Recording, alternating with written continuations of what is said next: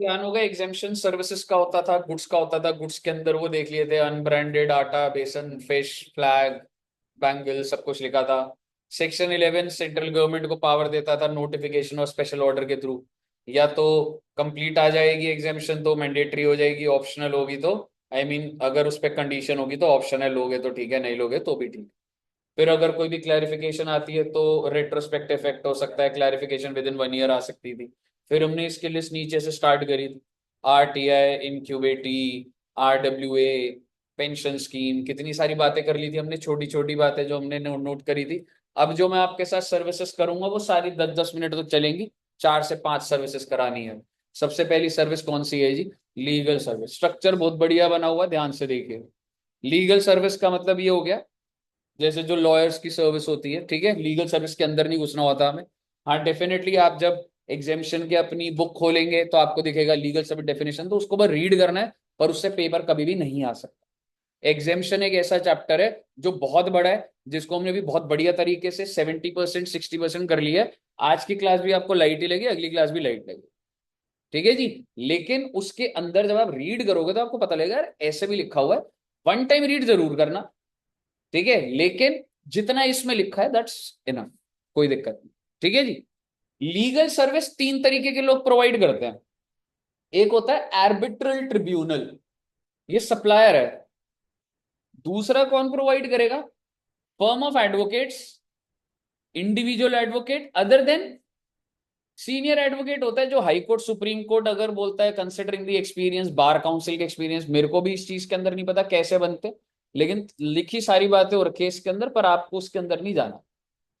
Senior advocate होगा जिसके पास ज्यादा एक्सपीरियंस होगा, इतने आवर्स, इतने केसेस का एक्सपीरियंस, इतने अमाउंट का होगा, होगा, हमें नहीं जाना उसके अंदर। Firm of advocate, individual other than, तो सीनियर एडवोकेट तो रह गया। अगला आप देखेंगे सीनियर, कहने वाला 3 कैटेगरी के सप्लायर है लीगल सर्विस देने वाले। सर बाकी जो होंगे उनके लिए एग्जाम नहीं है। आप कुछ चार्टर्ड अकाउंटेंट, CM में, CS आप कह रहे हो मैं लीगल दे रहा हूँ, एग्जामेशन या तो आपको आर्बिट्रल ट्रिब्यूनल होना है एग्जामेशन के लिए, या तो फर्म ऑफ एडवोकेट इंडिविजुअल, या फिर सीनियर एडवोकेट। ध्यान से सुनिएगा, आर्बिट्रल ट्रिब्यूनल सर्विस किसको दे रहा है? नॉन बिजनेस एंटिटी बोले तो जो बिजनेस नहीं करता, ठीक है, तो क्या हो जाएगा? एग्जाम्प्ट। क्लियर है? Central government, state government, local authority को देगा तो एग्जाम्प्ट। और अगर बिजनेस एंटिटी को देगा तो देखना पड़ेगा बिजनेस एंटिटी का टर्नओवर पिछले साल क्या था, ठीक है, इन द प्रीसीडिंग। यहाँ पे प्रीसीडिंग है, बट समझ जाना प्रीसीडिंग लिखा हो। अगर प्रीसीडिंग में अप टू 20 लाख है तो एग्जेम्प्ट, और अगर ज्यादा है तो टैक्सेबल। और क्योंकि ये टैक्सेबल है तो इस पे RCM ही लगेगा। इसलिए कह रहा हूं क्योंकि लीगल और लॉयर का ज्यादा वो था, तो although the recipient is business entity and turnover बड़ा इंसान है, तो टैक्सेबल और क्या लगेगा बच्चे? RCM। मुझे बताइए कि आपको आर्बिट्रल ट्रिब्यूनल क्लियर है? 3 लोगों को सर्विस दिया उसने, नॉन बिजनेस एंटिटी, सरकार, और बिजनेस एंटिटी। नॉन बिजनेस पे एग्जेम्प्ट, सरकार पे एग्जेम्प्ट, बिजनेस पे छोटा है तो एग्जाम्प्ट, बड़ा है तो टैक्सेबल अंडर RCM। क्लियर है जी? अगला देखिए, फर्म ऑफ एडवोकेट, इंडिविजुअल और senior other than senior advocate. Non business को देगा तो एग्जाम्प्ट, सरकार को देगा तो, बिजनेस एंटिटी को देगा तो, छोटा होगा तो एग्जाम्प्ट, बड़ा है तो टैक्स। कई बार होता है कि एडवोकेट दूसरे एडवोकेट को देता, आप बोलोगे उसको बिजनेस एंटिटी है इसमें डाल देते, नहीं अलग से डाला हुआ है तो अलग बात करी हुई है, लिखा हुआ है। अगर कोई भी फर्म ऑफ एडवोकेट या इंडिविजुअल एडवोकेट, मान लो अगर आपका ज्यादा काम है आप दूसरे एडवोकेट को भी दे सकते हो ना, तो अगर ये सर्विस प्रोवाइड कर रहा है एडवोकेट और इंडिविजुअल और सीनियर एडवोकेट, सप्लायर कौन है अदर देन सीनियर, बट आप सर्विस किसको दे रहे हो? एग्जाम। नई बात बस इसमें इतनी आ गई। क्लियर है जी?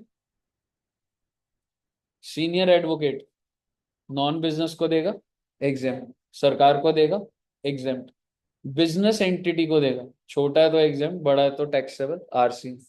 और सीनियर एडवोकेट अगर किसी इंडिविजुअल एडवोकेट या फिर फर्म ऑफ एडवोकेट को देगा तो एकदम बिजनेस एंटिटी जैसा चले। सीनियर एडवोकेट की इज्जत ज्यादा करी जा रही है, आप देख रहे हो। अगर ये छोटा है तो एग्जाम्प्ट है, बड़ा है तो टैक्सेबल RC। सीनियर एडवोकेट को बिल्कुल तंग नहीं करा। क्लियर है? फिर से एक बार देखना है टेबल सारे। सर आ गया, आ गया, क्लियर है ना? आपके अगर दिमाग में टेबल है तो कैटेगराइजेशन हो जाएगी, एग्जाम्प्ट है या टैक्स।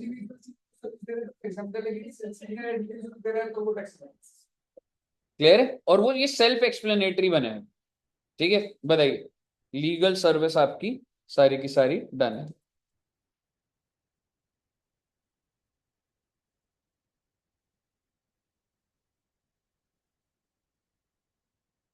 आइए अच्छी सर्विस करते हैं।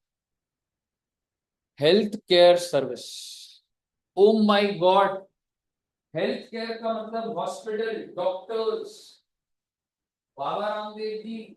चलिए रोज बनाने वाली क्या? हाँ जी बिल्कुल, पहले मैं बोलेगा बुक से बनाएंगे। अगर तू बुक से करने बैठा ना तो एग्जामिशन छोड़ देगा। जैसे आपने पहले उसमें ऐसा लिखा है 6 पेज में, समझ रहे, अजीब सा लिखा हुआ उसमें। अभी तक मैंने तुम्हें बुक इसलिए दिखाई थी क्योंकि वो ठीक लिखे हुए थे। वो वाले बुक से करने, बाकी सब ये वो वाले तो बुक से जैसे मैंने नोट करा है वो कर सकता है। ये वाली सर्विसेज बड़ी हैं, 8-8 पेज में जा रही हैं, जो ड्रिल डाउन करा हुआ है इसको। तो सबसे पहले आप समझिए कि मैं आपसे हेल्थ केयर सर्विस की बात कर रहा हूं, और हेल्थ केयर सर्विस का मतलब क्या होता है पहले हम ये देखेंगे। फिर हेल्थ केयर सर्विस प्रोवाइड कौन कौन करता है, क्लिनिकल एस्टैब्लिशमेंट ये क्या होता है ये देखेंगे। मेडिकल प्रैक्टिस, बड़े बड़े डॉक्टर कई बार सिर्फ एक सर्जरी करने हॉस्पिटल आ रहे तो क्या होगा। लाल पैथ लैब में टेस्ट होते हैं तो क्या होगा। पैरामेडिक स्टाफ होता है वो क्या होता है। हेयर ट्रांसप्लांटेशन कॉस्मेटिक्स होगा तो क्या होगा। हॉस्पिटल में पेशेंट को खाना मिलेगा तो क्या होगा।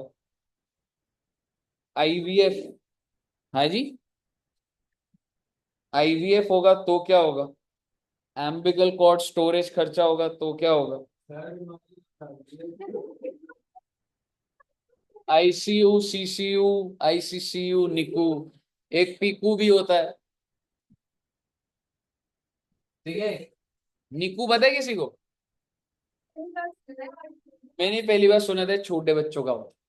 जब बेबी की डिलीवरी होती है तो बच्चे को जो आईसीयू में नहीं रखते, उनके जो वो होता है वो निकू होता है, और एक पीकू भी होता है। पीकू भी होता है, मैंने उस टाइम सर्च करा था फिर। ये नेटल इंटेंस केयर यूनिट होता है, छोटे बच्चों का होता है। ये आपको नॉर्मल हॉस्पिटल में दिखेगा, जैसे रेनबो हॉस्पिटल।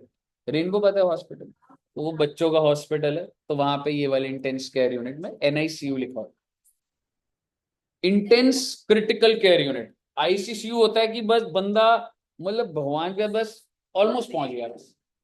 हाँ, ठीक है ना, मतलब ICU is very critical. ICU तक ही हम लोग को जनरली समझ आता है, लेकिन उससे आगे, और वो हो सकता है उन्होंने आईसीयू में डाला हुआ पर हमें समझ सिर्फ आईसीयू ही आ रहा हो। ठीक है, मुद्दे की बात ये है, मुद्दे की बात ये है, आइए समझते हैं what is health care service. किसी भी बीमारी को डायग्नोस करना क्या हेल्थ केयर सर्विस है। यस, डायग्नोस का मतलब है सिटी स्कैन हो रहा है and we are finding out क्यों सर में दर्द हो रहा है। डायग्नोसिस होता है, फ्रैक्चर हो रहा है तो उसके लिए अल्ट्रासाउंड, एमआरआई, व्हाट नॉट, जो भी टेस्ट हो रहे हैं, क्या वो हेल्थ केयर सर्विस होता है। यस, ट्रीटमेंट हो रहा है, सर्जरीज हो रही है, हार्ट ट्रांसप्लांट हो रहा है, स्टंट डलता है, फ्रैक्चर का कितने मल्टीपल ट्रीटमेंट्स हो रहे हैं, वो है। Care for illness, injury, abnormality, pregnancy, ये सब हेल्थ केयर सर्विस होता है। हाँ कह सकते, ठीक है ना। पर ये इलनेस वो बेसिक वाली नहीं है, पर उसके अंदर मुझे जाना नहीं। ठीक है, then transportation of patient to and from the clinical staff. आपने कई बार देखा होगा केस अगर एक हॉस्पिटल के कंट्रोल नहीं आता तो वो दूसरे हॉस्पिटल में रेफर करते हैं, तो पेशेंट को क्या बोला जाता है, बस पकड़ के चले जाइए आप। हाँ, एम्बुलेंस में भेजते हैं, उस एम्बुलेंस भी फुली इक्विप्ड होती है, उसके अंदर ऑक्सीजन सिलेंडर्स, डॉक्टर भी जाएगा। तो ये सारा ही हेल्थ केयर सर्विस। आप कल को जब अकाउंटिंग करेंगे तो आप किसके हिसाब से करेंगे, कह सकता हूं अकाउंटिंग स्टैंडर्ड्स। ऑडिट करेंगे तो कैसे करेंगे, स्टैंडर्ड्स ऑन ऑडिटिंग। सीएस के जो भी कंप्लाइंसेस करोगे, कह सकता हूँ कंपनीज एक्ट में जितने भी फॉर्म्स लिखे हैं उसके अकॉर्डिंगली करोगे। ऐसे डॉक्टर्स भी ऐसे नहीं होता कि कोई भी लॉजिक लगा के ठीक कर रहे। होम्योपैथी पता है, ऐसे कोई डॉक्टर करना इलीगल होता, बोले होम्योपैथी के साथ पैरासीटामोल मिक्स करके खा लो, that's not a defined science. जिस तरीके से आप लोगों की एजुकेशन एक डिफाइंड पैरामीटर्स पे चल रही है, तो साइंस, ये जो हेल्थ केयर है ये भी डिफाइंड साइंस पर है। सिस्टम ऑफ मेडिसिन है, समझ रहे हो? जैसे आपने देखा था कोविड के टाइम पे रामदेव जी ने बोल दिया कोरोनिल खा लो ठीक हो जाएगा, एंड एवरीबडी वाज लाइक भाई कुछ भी बोलेगा क्या, हम मतलब वो कर रहे हैं। और वो डिफाइंड पहले इतने लोगों पे ट्रायल करो, उसके बाद इतने लोगों पे करो, फिर इतने पे करो, एक ट्रायल सिस्टम होता है। अगर 100% एक्यूरेसी हो तो उसे डिफाइंड बोला जाता है। लेकिन मैं उतना गहरे नहीं जाना, बेसिकली आपको सुना होगा recognise system of medicine in India. ऐसे नहीं होता कि कुछ भी चल रहा है जिंदगी में। हर हॉस्पिटल में हार्ट ट्रांसप्लांट होने का, हार्ट की सर्जरी का एक डिफाइंड प्रोसीजर है, वो सरकार ने फिक्स करा हुआ। आप सोचो, आप तो अकाउंटिंग करोगे, ऑडिट करोगे, आपके डिफाइंड है। एक इंसान जिसका ट्रीटमेंट होना है उसका डिफाइंड प्रोसीजर नहीं हो। अगर कोई केस खराब होगा क्या उसके ऊपर कमिटी नहीं बैठे? बिल्कुल होता है जी। तो डिफाइंड मेडिसिन कौन से होते हैं? Sorry, recognise system. Allopathy, yoga को रिकॉग्निशन दिया हुआ है। नेचुरोपैथी, आयुर्वेदा, रामदेव जी का आयुर्वेदा जो है वो है। होम्योपैथी, सिद्धा, यूनानी। सिद्धा ऐसा लगता है डांस वर्जन हो गया, पंजाब हो गया, गिद्दा हो गया बेटे। ठीक है, सिद्धा भी होता है डिफाइंड, हमें क्या करना। यूनानी। अगर इन प्रैक्टिस ऑफ मेडिसिन है तो ये हेल्थ केयर सर्विस बोला जाता है। अगर कोई और साइंस है और आप पेशेंट का ट्रीटमेंट कर रहे हो, that's not covered under health care service. Clear है पहले आपको? हेल्थ केयर सर्विस प्रोवाइड कौन कर रहा है? Clinical establishment, hospital, nursing home, clinic, sanatorium. Sanatorium भी होता क्या एक बार देख लेंगे, पर आपको बताता हूँ मेंटली अनस्टेबल लोग भी होते हैं तो उनका शायद से होता है ये सैनिटोरियम, हो सकता है। इट्स टू, मतलब ऐसे तो बोलना सही नहीं रहेगा, ठीक है, बट यस, क्योंकि मतलब कुछ नहीं, छोड़ो मैं बोलता हूँ। Sir mentally unstable, mentally disable, नाम ही इसलिए रखे गए कि रेस्पेक्ट के साथ। हाँ, ठीक है, ठीक है, एनीवेज।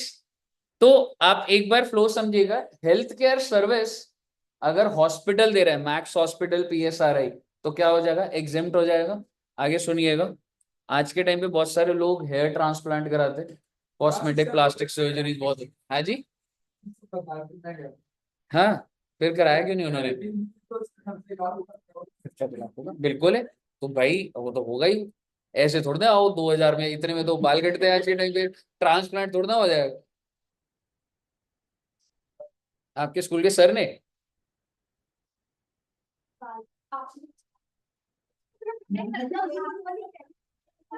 नहीं, आपने बार ऐसे ही बोल तो दिया, क्या तो नहीं। हाँ मतलब ठीक है, मेरे तो टचवुड है। आपके भी तक कैसे पता है, कोई कुछ भी नहीं। हाँ, पर मतलब चांस की बात ही। वरना दूसरे तरह के आए हुए हैं, कास्ट तरह के आए हुए हैं। दुष्यंत सर के कम। हाँ, और आप सर के वो सुने का आपसे सर दोनों ने उसके साइड में कुछ कर दिया। वो कीड़े की तरह किसकी तरह? विशाल सर के बच्चे ही। विशाल सर के तो, और इतने कम हो तो मेरे हिसाब से सारी हटा देनी चाहिए। इतने भी आशीष सर ने क्यों रखे हो समझ नहीं आता। थोड़ा सर को ट्राई करना चाहिए पूरा ही हटा के। मतलब इधर ही क्यों हाँ, रखा है? पूरा ही वो रखो, वो अलग, फिर वो सही रहेगा। यहाँ से बिग फैन।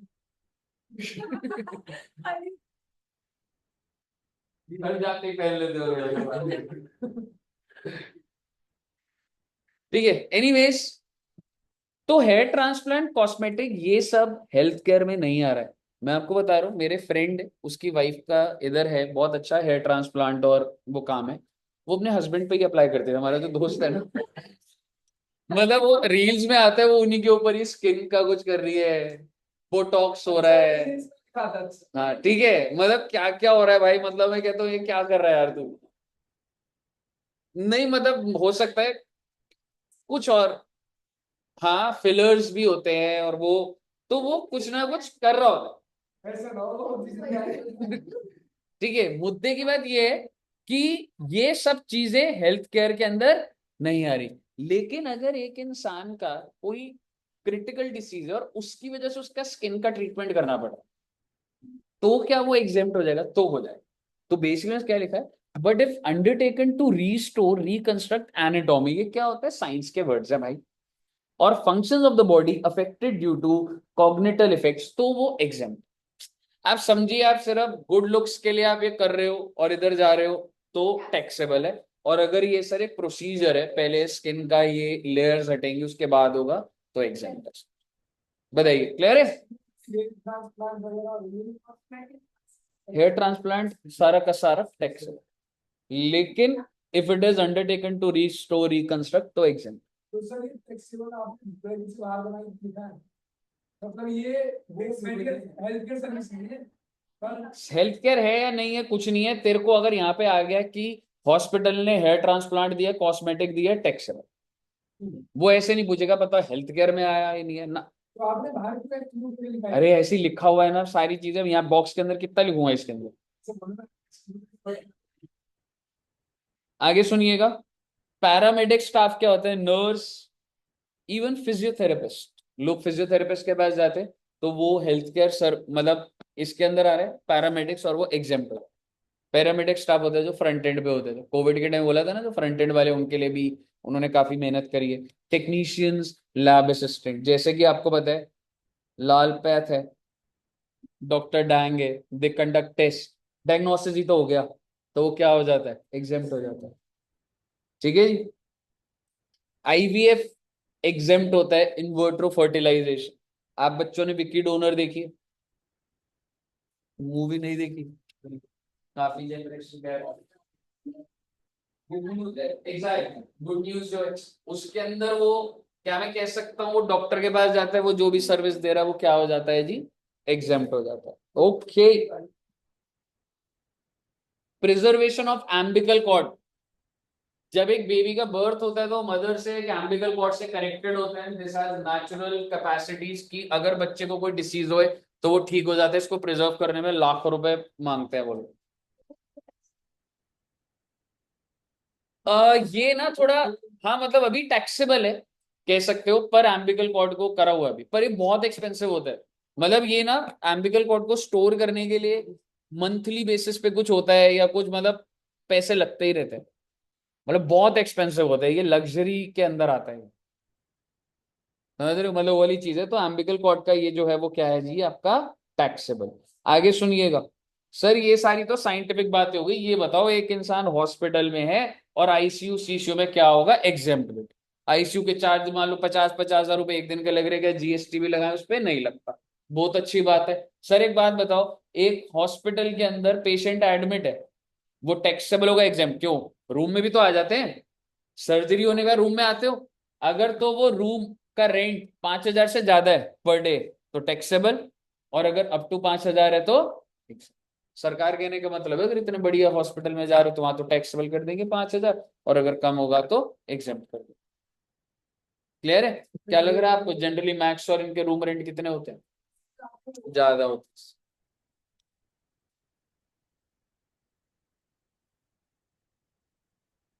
जो पेशेंट को हॉस्पिटल फूड देता है, जो एडमिटेड है, तो वो क्या हो जाता है? एग्जाम। अदरवाइज आपने देखा है मैक्स हॉस्पिटल है, अगर आप किसी हॉस्पिटल में गए हैं तो नीचे हल्दीराम्स भी खुला होता है, Haldiram, CCD, cafe coffee day और जो भी व्हाट नॉट। तो आप मुझे बताइए, तो वो जो फूड खा रहे हैं हालांकि वो हॉस्पिटल से रिलेटेड नहीं है, पर अगर मैं आपको बोलूं हॉस्पिटल ने उस चीज को किराए पे दे रखा है, हल्दीराम्स खुला हुआ है ना, तो क्या एग्जेम्प्ट होगा? टैक्स ऑब्वियसली एग्जेम्प्ट हो, आई एम सॉरी, टैक्सेबल हो। वो हेल्थ केयर सर्विस थोड़ा ना है वो।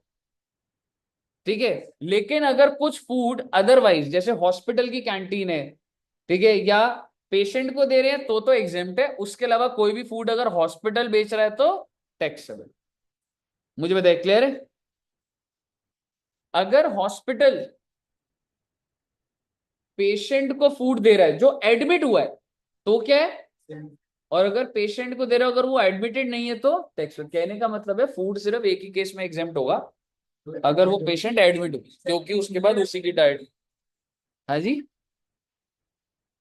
हाँ कि भैया हमारा भी खाना ले आओ ना, ऐसा होता होगा ना। हाँ, तो बोलेगा उसी पेशेंट को देना, पर वो एडमिट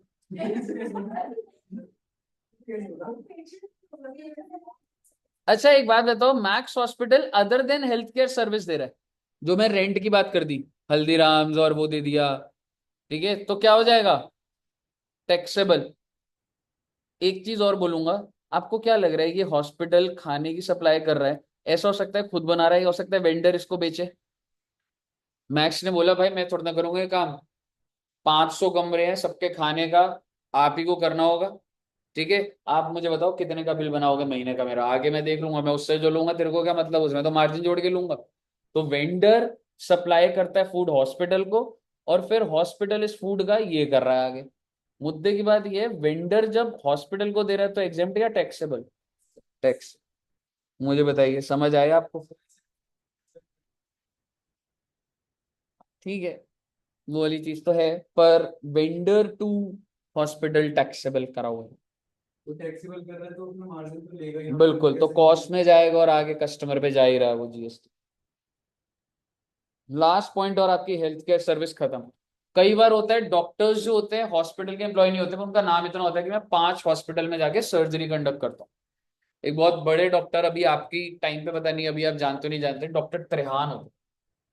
वो हार्ट की सर्जरी करते थे, खराब से खराब केस में लोगों को उम्मीद होती थी कि अगर डॉक्टर त्रेहान ने कर दिया तो ठीक हो जाए। और वो सिर्फ एक हॉस्पिटल में नहीं जाते थे, ठीक है, वो जाके बोलते थे आप त्रेहान से करवा दीजिए, इंफ्रा है, उनके डॉक्टर का हॉस्पिटल से कोलैबोरेशन है। आपके पास अगर मेरे नाम पर आएगा, मैं इतना चार्ज करूंगा, आप अपना आगे देख लो। ठीक है, इतना बड़ा नाम हो जाता है कभी कभी इंसान। तो बेसिकली सीनियर डॉक्टर कंसल्टेंट या टेक्नीशियन ने चार्ज करा हॉस्पिटल को कि भाई मैं, यार ये पेशेंट से थोड़ा ना बिलिंग की बात करेगा, पता नहीं नहीं होंगे। ठीक है, तो basically senior doctor consultant technician hospital को सर्विस दे रहा है, हेल्थ केयर सर्विस ही है, तो क्या हो जाएगा, एग्जाम। हॉस्पिटल ने उस पर मार्जिन जोड़ के बेचा, बिल्कुल बेचेगा, इंफ्रा यूज कर रहा है उसका, तो 10,000 कोई दिक्कत वाली बात नहीं, एग्जाम दोनों ही केस में एग्जाम है। ये एरो जो आ रहा है ये भी एग्जाम है, और ये भी exempt है। कहिए साहब जी, कोई दिक्कत? वो very very very good. Madam जो डॉक्टर्स है ना, they provide service to hospital, he is not an employ. ये कह रहा है मैं आपके हॉस्पिटल में आऊंगा, सर्जरी करूंगा, उसका 5 लाख रुपए लूंगा। तो ये जो चार्ज कर रहा है, अभी के लिए मैंने चार्जेस एग्जाम्पल के लिए लिख दिया 7500, लिमिट नहीं है ये कोई। ठीक है, 7500। तो ये क्या हो जाएगा, एग्जाम। हॉस्पिटल काउंट, हॉस्पिटल ने इसको 7500 दिए, तो आगे कितने ले रहा हॉस्पिटल पेशेंट से? 10,000। तो ये जो हॉस्पिटल इसको जो बिलिंग देगा वो टैक्सेबल होगा नहीं जी, ये भी एग्जेम्प्ट हो जाएगा, दोनों ही केस में एरो ये भी एग्जेम्प्ट है। हॉस्पिटल सारा कस्टमर पे डालना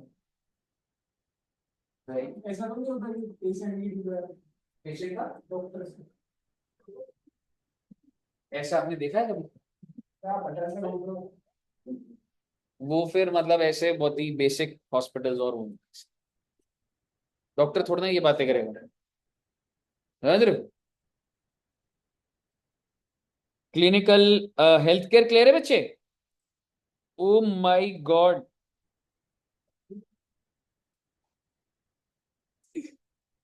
oh my God, banking service.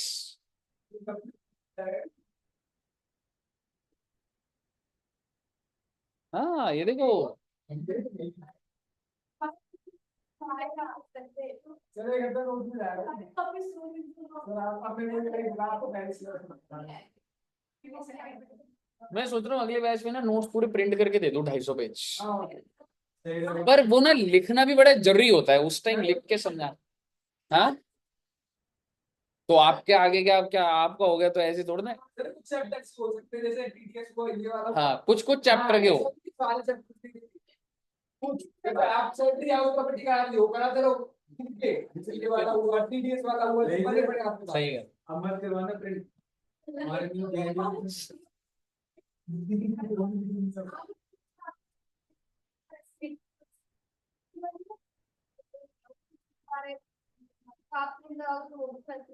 नहीं, वो फिर एडिट करेंगे ना, थोड़ा एडिट करवाऊंगा और वो करूंगा।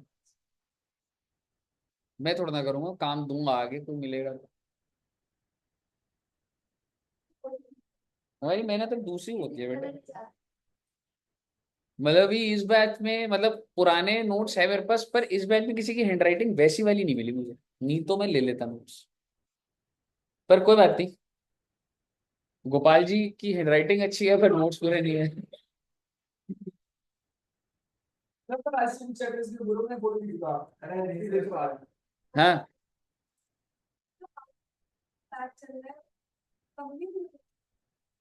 सर कॉपी ले लेना इसकी जैसे पेपर होगा इसमें तो और बढ़ेंगे, अभी ट्यूसडे रिजल्ट आएगा, सारा लॉट उसमें। अब 30 बच्चे बैठे हुए हैं, जगह है इतनी सारी कि पूरी जगह खाली है। अभी तो 2 लाइनें लग जाएंगी यहाँ पे। कॉपी ले लेना इसकी इसका पूरा मैं बाहर से लगा दूंगा चला के आगे आगे इसका सातों लिखे कौन से चैप्टर का तूने पूरा लिखा हुआ है? हाँ जी एक भी नहीं बोल रहा वो चैप्टर अभी। हाँ कुछ चैप्टर्स में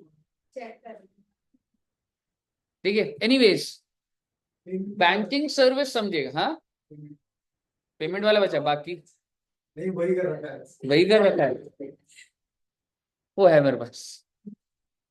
ध्यान से सुनिएगा, banking and financial important service paper में आ जाती है।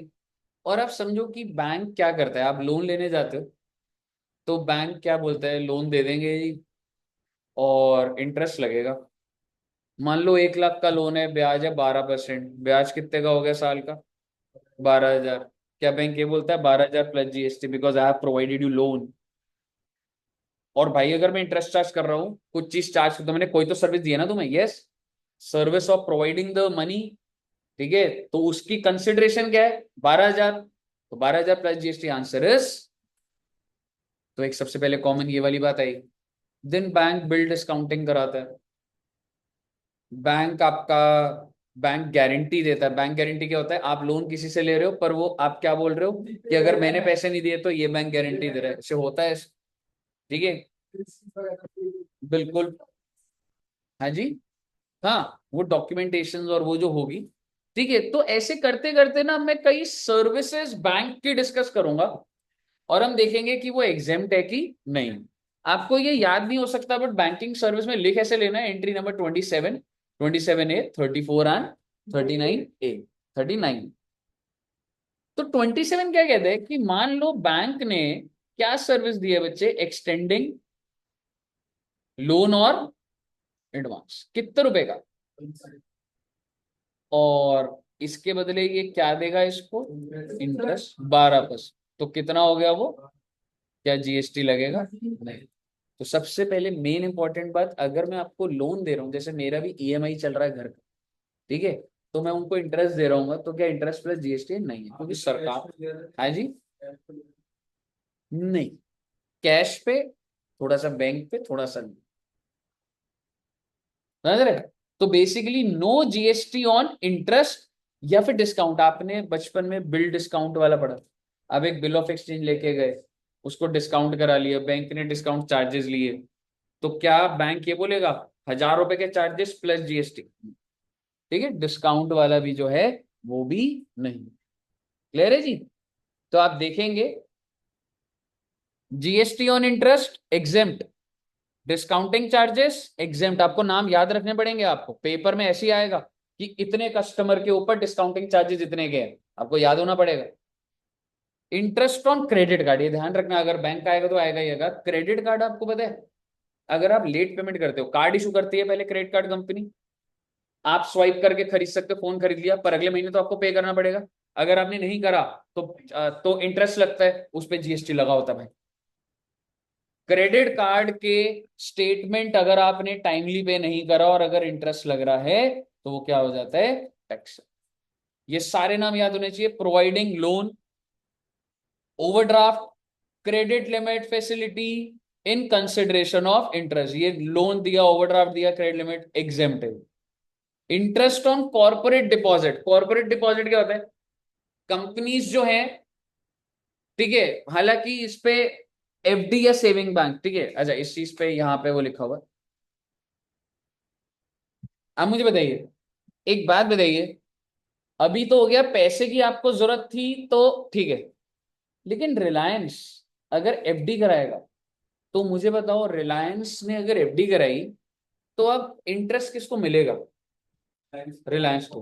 तो रिलायंस ये बोले इंटरेस्ट भी दे प्लस जीएसटी, क्योंकि मैंने पैसा रखा है तेरे पास, आई हैव प्रोवाइडेड। बैंक क्यों फोन करते हैं, पैसे दे दो पैसे दे दो, एफडी करा लो, बैंक को ही तो फायदा हो रहा है, लोन देगा ना आगे। मैंने एफडी कराई और इसका फायदा किसको है, मुझे मिल रहा है, तो कहीं ना कहीं सप्लायर तो मैं हूं। I have provided you the service, क्या उस पर जीएसटी लग जाएगा? नहीं लगेगा। अगर आप एफडी कराते हो उस पर आप इंटरेस्ट कमाते हो, ऑब्वियसली वो एग्जेम्प्ट है।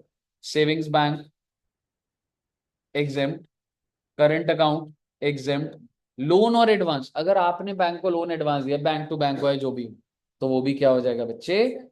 कहने का मतलब ये है, जो भी time value of money related interest होता है ना, वो सारा का सारा क्या हो गया है? एग्जेम्प्ट। अभी तक हमने सिर्फ, हाँ जी एग्जैक्टली, अभी तक सिर्फ क्रेडिट कार्ड आया है, और भी आएंगे। कॉर्पोरेट डिपॉजिट पे भी एग्जाम। अब आपकी टैक्सेबल का ब्लॉक मैंने बना रखा। सर्विस चार्ज, लोन चाहिए, प्रोसेसिंग फीस लगी, कुछ लगेगा, टैक्सेबल होता है।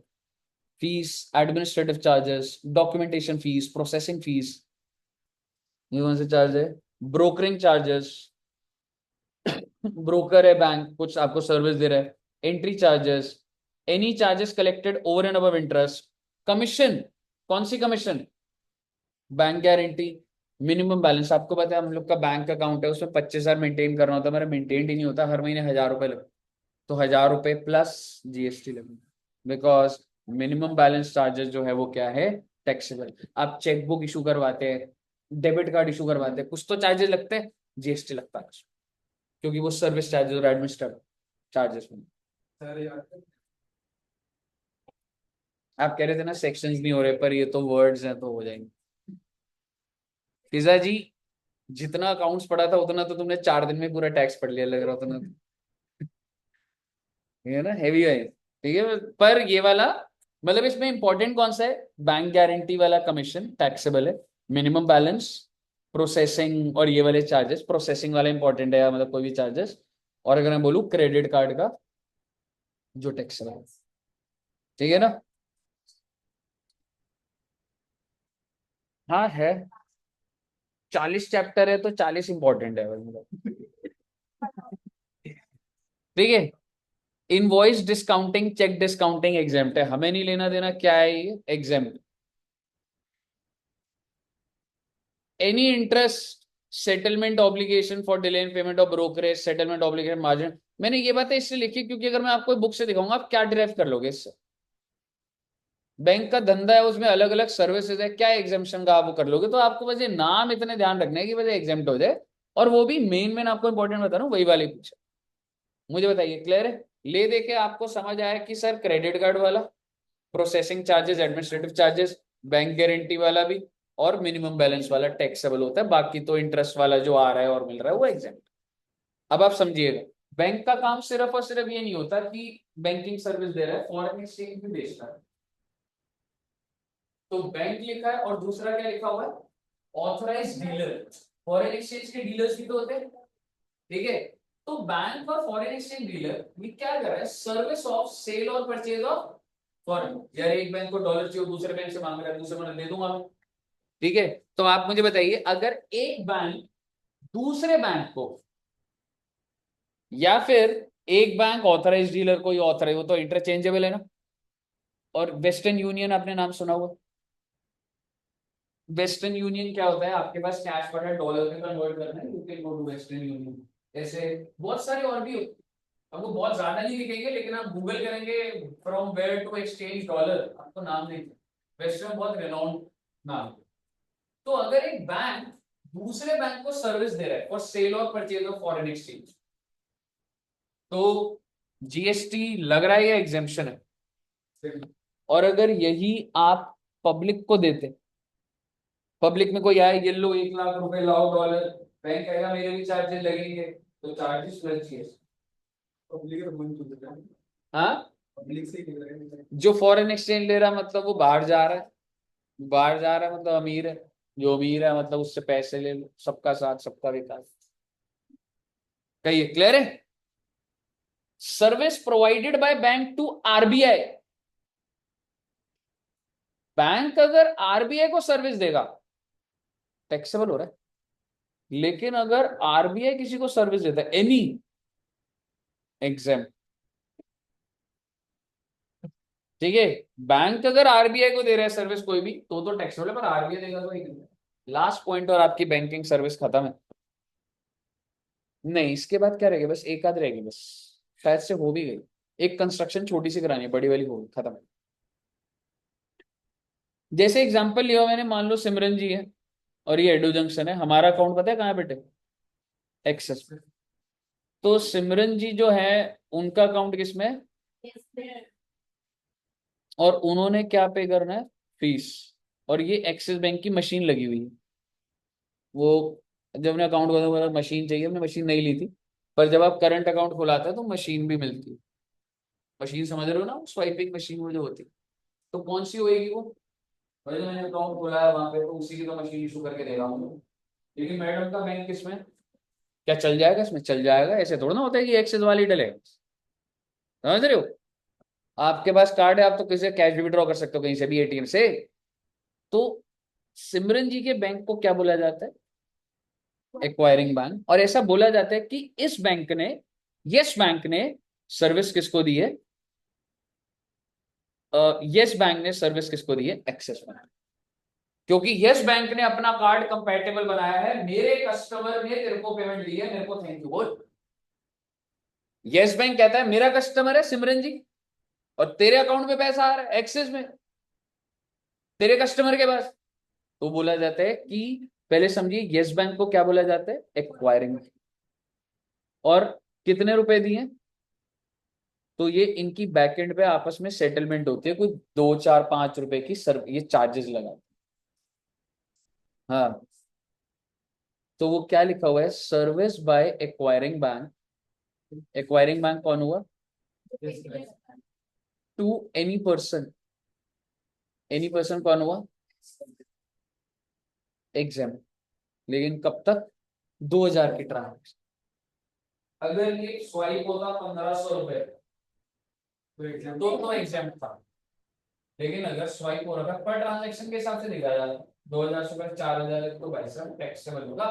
एक्वायरिंग बैंक जो भी चार्ज लगाएगा, 5 10 रुपए जो भी होगा उस पर जीएसटी भी लगाएगा। कहिए, क्लियर है? ओ माय गॉड, क्या हमारी सारी बातें हो गई हैं? Oh my God. अरे यार, एजुकेशनल तो कराएंगे। सर काम भी है सर आप कल कराओगे तो कल कराओ तो वैसे भी आप कल कोई भी छुट्टी रखने वाले हैं सर मैं तो जाते ही सोऊंगा सर आपको दूसरा प्रांश मेरे को कहता है जिम नहीं जाना, ऑफिस जाना।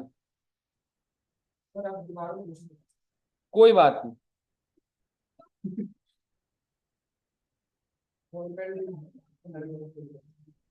क्या चाहते हैं आप? ओके। मैं अकेला पढ़ाता रहूंगा। कल दुष्यंत सर ने भी पढ़ा दिया था ना उसके बाद।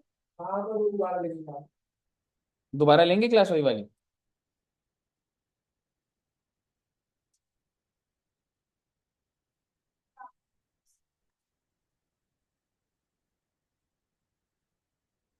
और बताओ बच्चों, सब सही चल रहा है लाइफ में? सर लैपटॉप बंद करके पूछेगा ये लैपटॉप बंद करके पूछेगा Sunday, such a wonderful Sunday. आप सभी बच्चे आए, इतना अच्छा लगा मुझे।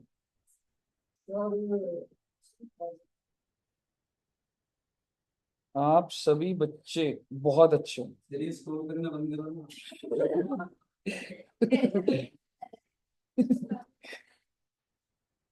बहुत ही अच्छे बच्चे हो।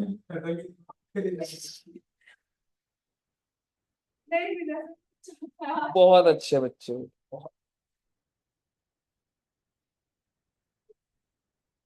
Oh my God. मैं तो, पता है क्या है, मैं आपको एक छोटी सी सर्विस कराऊंगा और आपको अच्छा लगेगा। चलो ठीक है, मैं बड़ी सर्विस करा देता हूँ।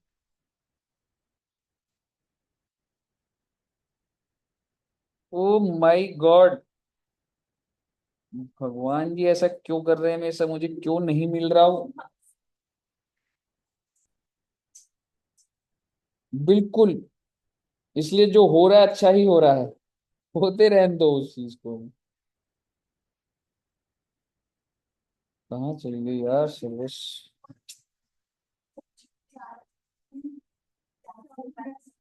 4 बजे तक बोला था मैंने, 4 बजे तक पढ़ा दो मुझे बस।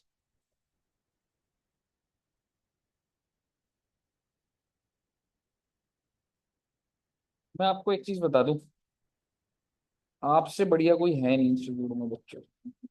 आप बहुत अच्छे, जो बच्चा संडे को पढ़ता है ना, मुझे बहुत अच्छा लगता जो फिर से बोला काश पहले पढ़ लिया होता। है। काश पहले पढ़ लिया होता तो आज कुणाल जी दोनों ग्रुप दे रहे होते हैं। हाँ।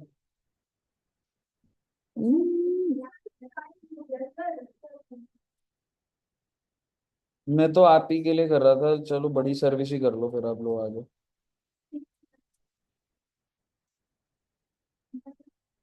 नहीं,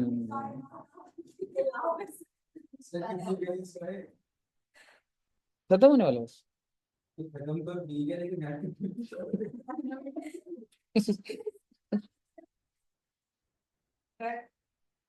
खत्म। से खत्म खत्म कर रहा है। खत्म बेटे खत्म। पता नहीं क्यों नहीं मिल रहा है अभी तो। अब जो दूसरी वाली थी वो भी नहीं मिल रही अब से।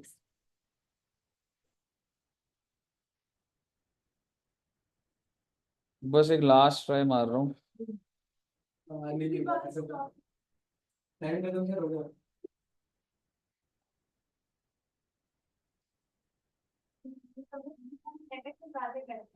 हाँ, 15 मिनट तो मेरा अधिकार है भाई।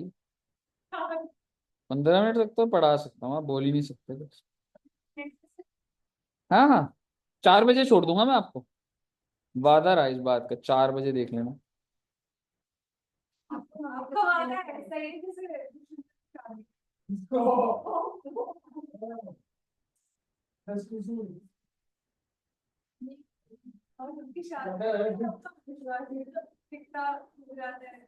ओहो, मिल गया। मैं ना कल एडिट करा था यार, मुझे मिल क्यों नहीं रहा। हाँ, छोटी सर्विस मिल गई पहले, yes. Good. Next service is construction service. Construction service क्या होता है? घर बनाना, रोड, डैम, ब्रिजेस, मतलब जो भी कॉन्ट्रैक्टर है कंस्ट्रक्ट कर रहा है, रिपेयर कर रहा है, उसको पहले तोड़ रहा है, लेवलिंग कर रहा है, मॉल बना रहा है, हॉस्पिटल बना रहा है, वॉट एवर। क्या मैं उसकी बात कर रहा हूँ? मैं उसकी बात नहीं कर रहा, वो सारी टैक्सेबल है भाई। ये जो सरकार की योजनाएं आती है ना कि हर किसी को घर मिलना चाहिए, अगर उस योजना के तहत आप कोई बंदा सर्विस दे रहा है तो एग्जाम्पल।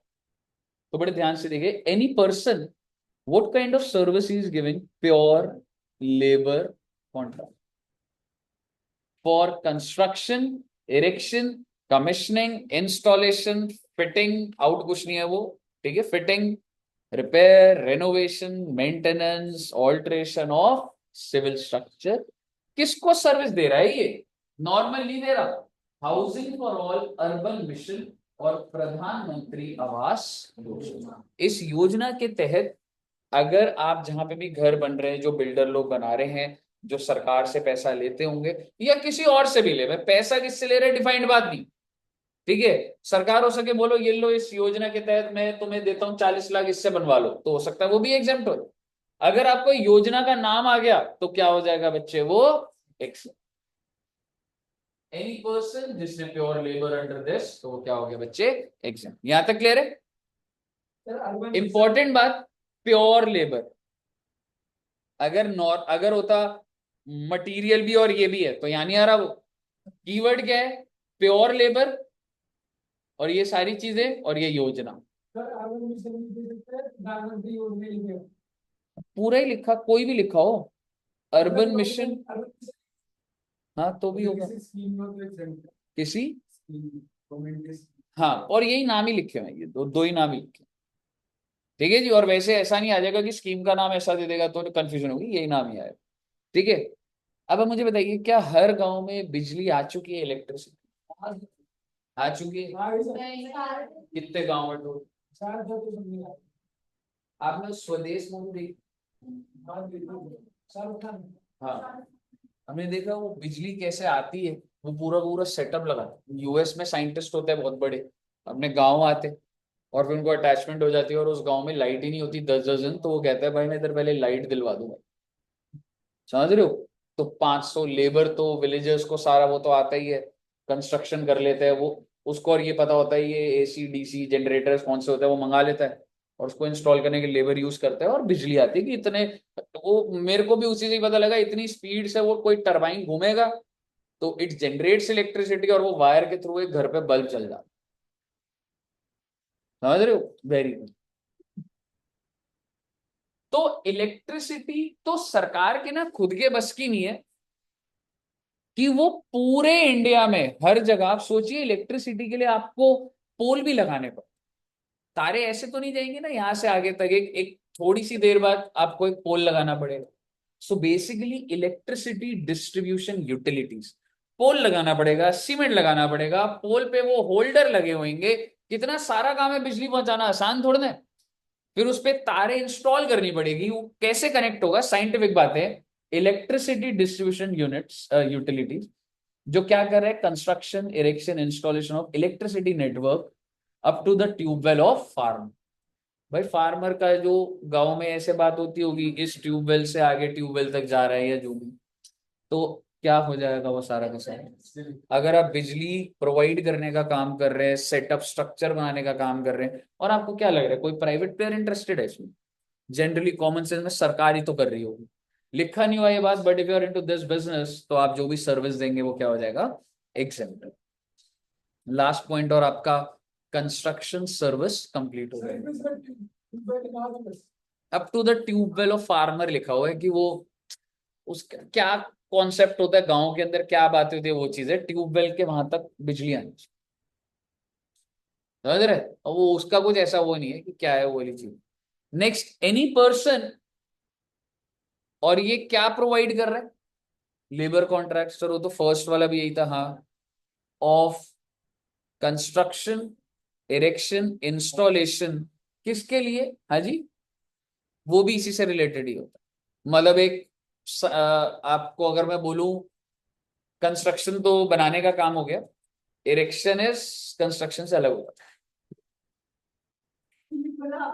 थोड़ा सा कंस्ट्रक्शन और उसमें थोड़ी सी मॉडिफिकेशन होती है, उसको इरेक्शन, सिमिलर टू दिस होता है, ठीक है। एनीवेज, अगर आप सिंगल रेजिडेंशियल यूनिट को दे रहे हैं, ये बंदा है आपके घर के जो साथ में अगर काम हो रहा है, एक बात बताओ, ठीक है, क्या मैं कह सकता हूँ, या तो हो सकता है वो सिर्फ लेबर कॉन्ट्रैक्ट हो या पूरा का पूरा काम कर रहा हो, तो अगर तो वो प्योर लेबर कॉन्ट्रैक्ट है, और क्या होना चाहिए, वो single residential unit other than residential complex. Simple सी बात ये है, अगर ये बंदा रेजिडेंशियल कॉम्प्लेक्स को देगा तो क्या हो जाएगा, टैक्सेबल, और सिंगल रेजिडेंशियल यूनिट को अगर प्योर लेबर कॉन्ट्रैक्ट है तो एग्जेम्प्ट होगा। किसमें?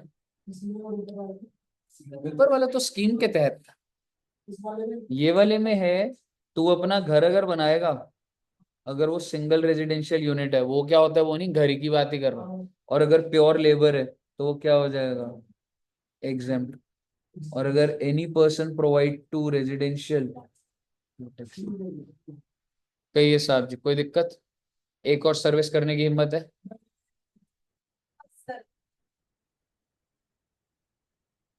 सर कितनी होगी टोटल रहेगी? एग्रीकल्चर, ट्रस्ट, पैसेंजर ट्रांसपोर्टेशन और एजुकेशनल।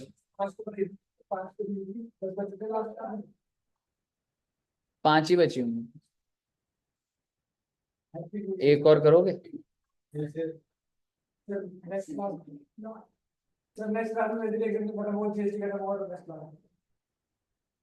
कल तुम्हारी क्लासेस कैसे होती है? अरे यार, या तो कल होगी या ट्यूसडे होगी, फिर वही बात है, मैं फिगर आउट कर। अच्छा, लॉ और एसएम नहीं है? ओके, ऑनलाइन भी रह सकते हैं, आज सर भी बोल रहे थे और सुशील सर भी बोल रहे थे, बताओ। ऑनलाइन ही, ऑनलाइन ले लोगे? मैं भी ऑनलाइन ले लूं? अरे सर वो पहले से बोलो, कह रहे हैं ऐसे यार सर लग रहा आज रात को ले लूं ऑनलाइन, 9 9:30? आप ऑनलाइन क्लासेस ऑनलाइन लेंगे और दूसरे घर ऑनलाइन, तो मैं ये जो जीएसटी का आपने पढ़ाया, रूल्स बनाए, ये करूंगी। Good question. बस जो क्लास खत्म हो जाएगी उसके बाद होगा, अभी आज कल परसों जब भी क्लासेस। भाई आप एलिजिबिलिटी बोल रहे 10 तारीख तक नोट्स ही पूरे करना है ना। मतलब वो तो करना ही है, तो ऐसे ही होता है वो तो। ऐसे ही तो होता है, और कैसे होता है मतलब। मैं तो बोला था ईवे मिल के बना लो, साथ साथ बनाया नहीं आपने, मैं क्या करूँ मैं। आपके गोल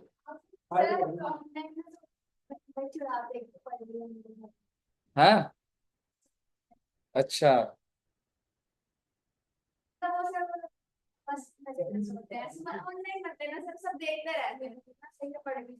अब मेरी बात कराना बहन में, उनको बोलो कि सर बात करेंगे अभी, ठीक है। ऑनलाइन क्लासेस रुकवा दी हमारी आपके बच्चों ने, भाई बहन ने। नहीं ठीक है, एक और सर्विस का क्या लग रहा है गोपाल जी? ऑनलाइन में कौन सा बच्चा था यार, एक अच्छा बच्चा कौन है? हर्ष, वेरी गुड, बाकी कोई भी नहीं है। ये भाई अब पढ़ने में लग गया अब। आगले को यहाँ नहीं क्या करना है अब? अगर पार्टिसिपेट देंगे तो आप नहीं नहीं, ये मेरे को एक सर्विस और कराने का मन। चलो ठीक है बच्चों,